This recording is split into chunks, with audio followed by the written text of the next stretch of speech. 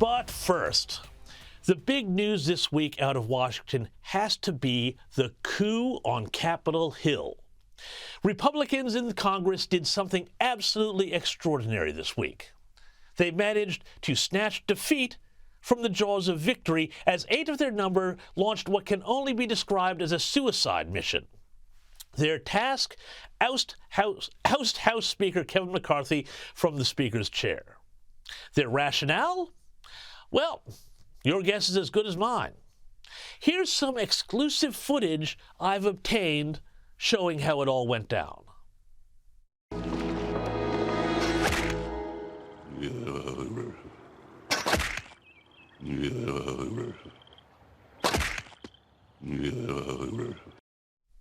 Oh, no, wait, sorry. That was Sideshow Bob stepping on rakes. The hair confused me, and I was thinking of this guy, Matt Gaetz.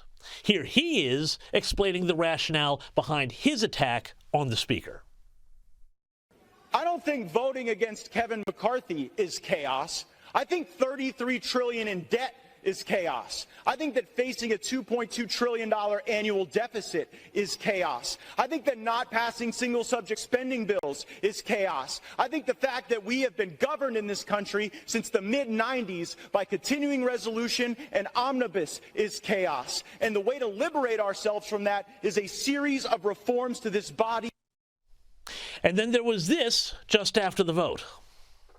To whose benefit? People have called you a narcissist. People say that is to your benefit alone.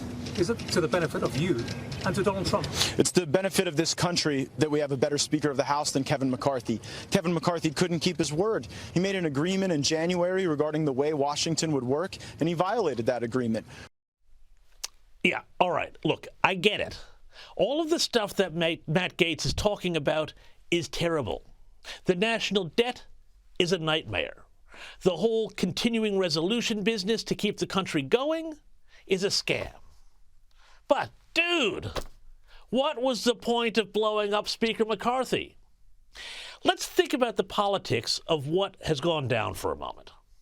At the start of the week, the Republicans looked like grown-ups. They were passing legislation, keeping the country going, imperfectly, I admit. And the Democrats? Well, one of their number, Jamal Bowman, a congressman from New York, he got in trouble for pulling a fire alarm in Congress to slow down voting on the Republicans' budget bill, like some high school kid who didn't study for his final exam.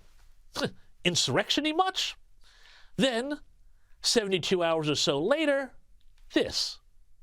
On this vote, the yeas are 216. The nays are 210. The resolution is adopted. Without objection, the motion to reconsider is laid on the table. The office of Speaker of the House of the United States House of Representatives is hereby declared vacant. And for the first time in, I think, ever, there's now no Speaker of the House, with no successor ready to assume the throne. Now, this has been portrayed by some as a great victory against the swamp. But I'm sorry. Not to use cheesy phrases, but politics is the art of the possible. You gotta be in it to win it, and a failure to plan is a plan to fail. The Republicans who teamed up to oust their own speaker may have thought that they were acting in the interests of cleaning up the whited sepulchres of Washington.